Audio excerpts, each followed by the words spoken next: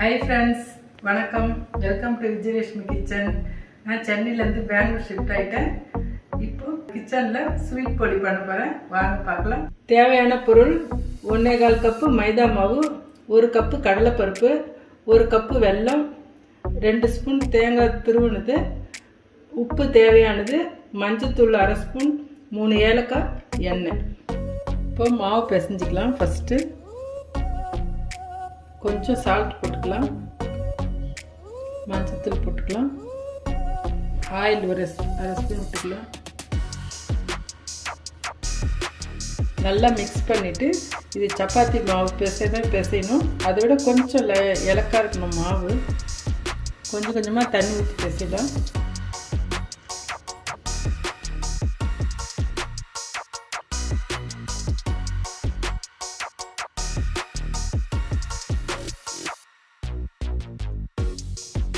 இந்த மாதிரி மாவு பிசைஞ்சு வச்சுக்கலாம். ஒரு 1/2 மணி நேரம் ஊறட்டும்.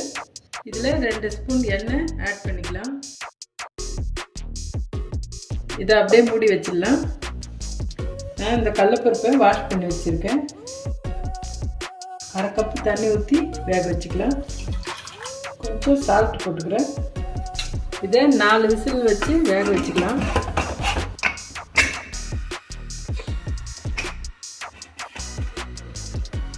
பருப்பு வெந்துடுச்சு.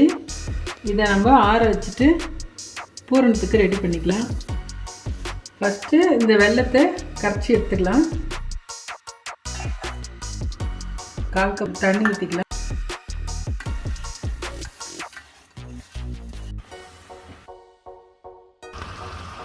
இப்போ இதை வடிகட்டி எடுத்துக்கலாம்.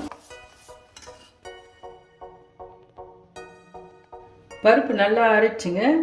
இப்போ நான் இந்த வெள்ளை தண்ணி ஊற்றி மிக்சியில் நைஸாக அரைச்சி எடுத்துக்கலாம்.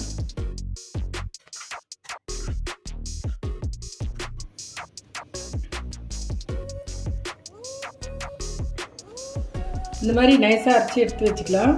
இதில் அந்த தேங்காய் துருவலை சேர்த்துடலாம். இதில் ஏலக்காய் பவுடரும் சேர்த்துடலாம். எல்லாம் கலந்து உருண்டை ரெடி பண்ணிக்கலாம். இப்போ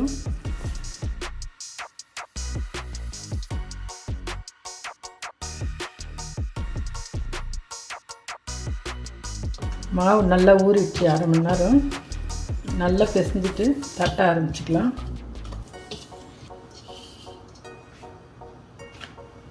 இந்த மாதிரி வாழை இலை எடுத்துக்கோங்க.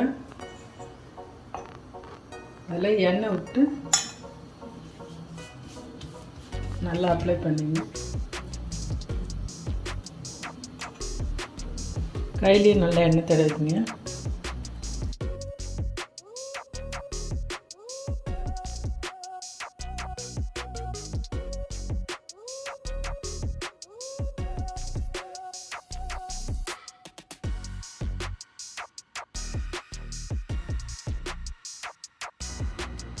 இப்படி எல்லாம் கவர் பண்ணிவிட்டு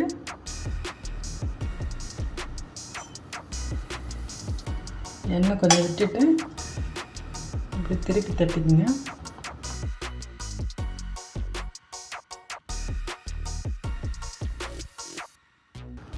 நிதானமாக நல்லா மெலிசாக தட்டி எடுத்துங்க.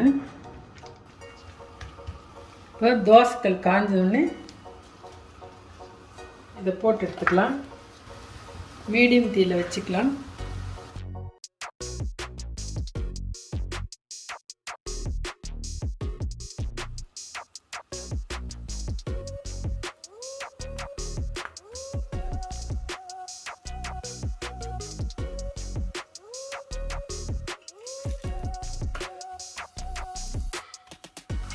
இந்த மாதிரி ஆனோடனே எடுத்துடலாம்.